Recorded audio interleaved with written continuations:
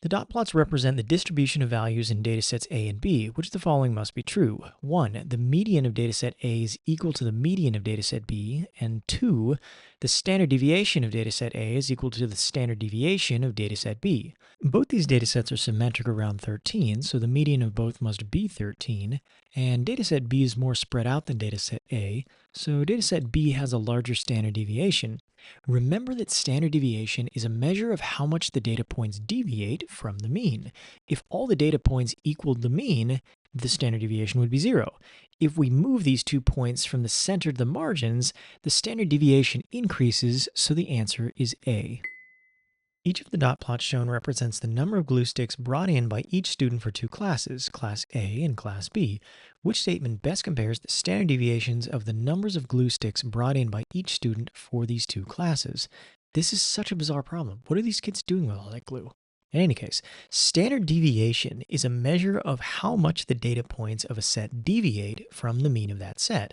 If we add 13 to each value in a set, then the mean increases by 13, but the distribution of the points doesn't change relative to each other, so the standard deviation is the same. The maximum value of a dataset consisting of 25 positive integers is 84. A new dataset consisting of 26 positive integers is created by including 96 in the original dataset. Which of the following measures must be 12 greater for the new dataset than for the old dataset? Let's start with standard deviation because that's our topic of focus. Adding that 96 to the data would certainly increase the standard deviation because it's making the dataset more spread out, but we can't say by how much without knowing what the other data points are. Remember, according to the College Board, you will never be asked to compute standard deviation on the test. Range, on the other hand, is fair game. Adding that 96 does increase the range by 12 because we know the old maximum was 84. A sample of 40 fourth grade students was selected at random from a certain school. The 40 students completed a survey about the morning announcements, and 32 thought the announcements were helpful. Which of the following is the largest population to which the results of the survey can be applied? The results of a survey apply to the population from which the random sample was collected. Answer choice A is tempting because the results of the survey of 40 students do apply to those 40 students, but that's not the largest population to which the results can be applied. The population from which the random sample was taken was all fourth grade students at the school. Remember, we don't need to contact every individual in a population to learn something about that population. C, though, is too broad because sample participants were not randomly selected from outside the fourth grade, so we can't generalize the results to that broader population. Second graders may hate the morning announcements. Answer choice D has the same problem. You may also wonder, is 40 students enough? Is that sample size too small to make a generalization to a larger population? And the answer is that 40 actually is large enough. It turns out that 30 is the magic number here.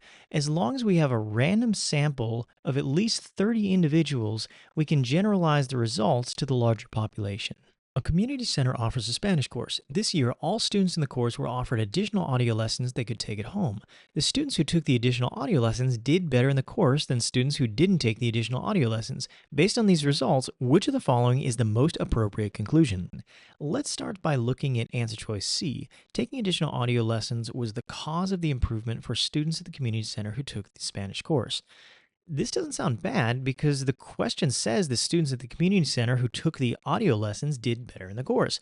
Common sense would also tell us that students who take more lessons tend to perform better.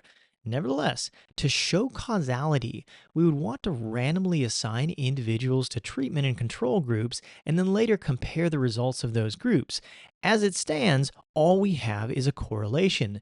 It may have been the case that the more motivated students took the audio lessons, even though the lessons were useless, but this group of students did better in the course anyway because they were more motivated to begin with, so no conclusion about cause and effect can be made.